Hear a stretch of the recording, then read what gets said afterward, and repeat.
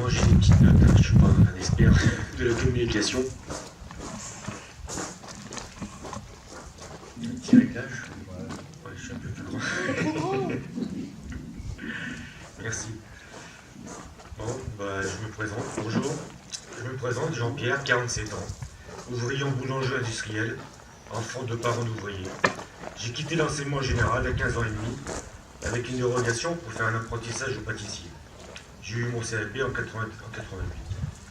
Ça fait environ 32 ans que je travaille, dont 26 de faction entre 8, au Moulin de Saint-Paul, boulangerie industrielle, qui appartient au groupe Intermarché.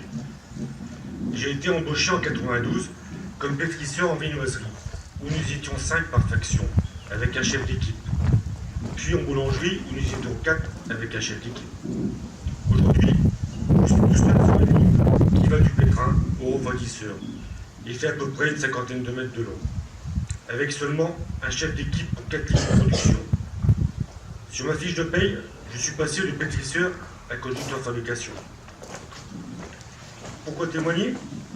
Parce que je suis fatigué de voir mes conditions de travail se dégrader, fatigué des injustices faites aux collègues, maltraités, écart de salaire, révolté des primes objectifs donnés aux chefs d'équipe,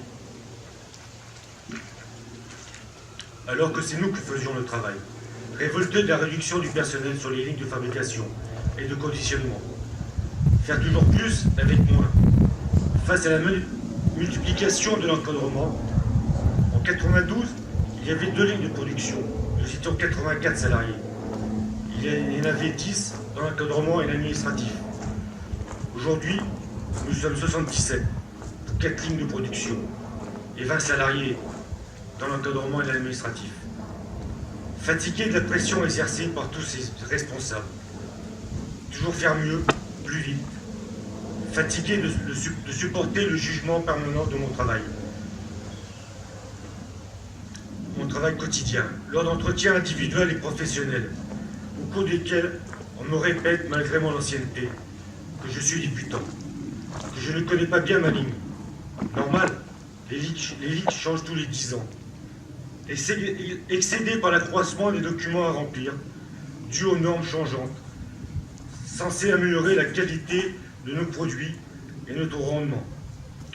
Exemple, l'ISO 2002 pour la sécurité alimentaire, traçabilité des matières premières, IFS qui renforce la sécurité alimentaire sur le site avec la mise en place de codes d'accès sur toutes les portes d'entrée. Cadenas sur les silos de farine, de levure liquide, caméra de surveillance à l'extérieur.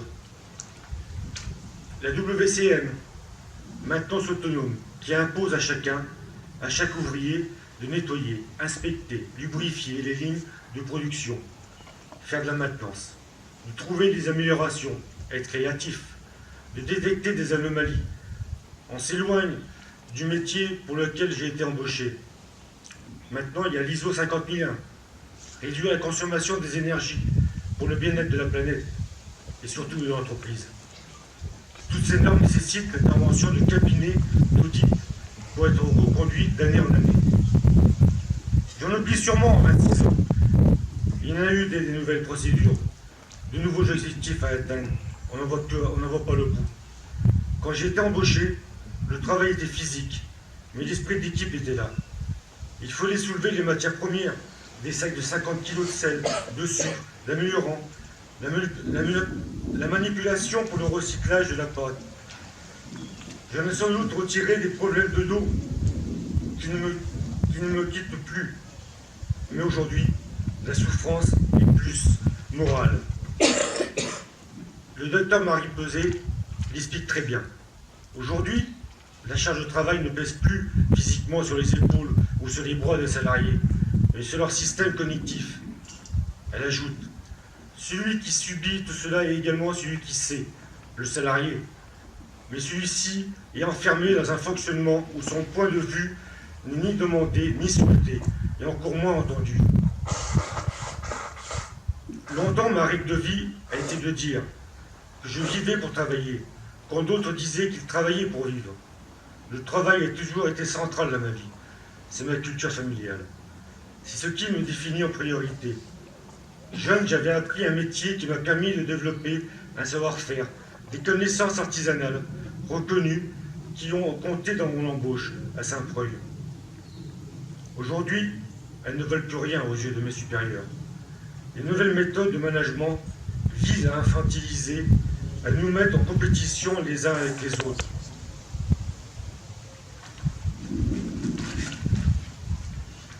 Chaque atelier,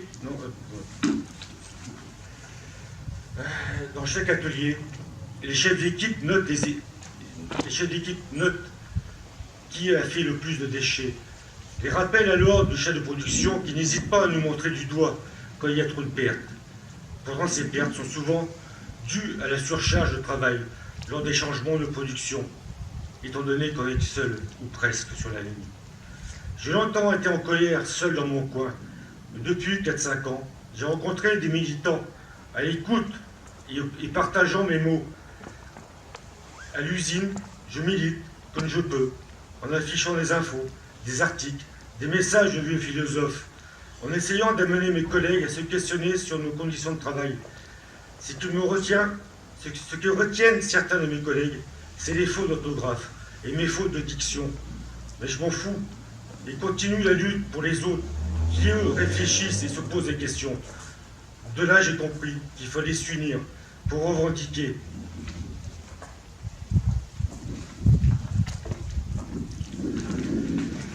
Parler de la souffrance au travail et pour dénoncer les injustices au sein de l'entreprise.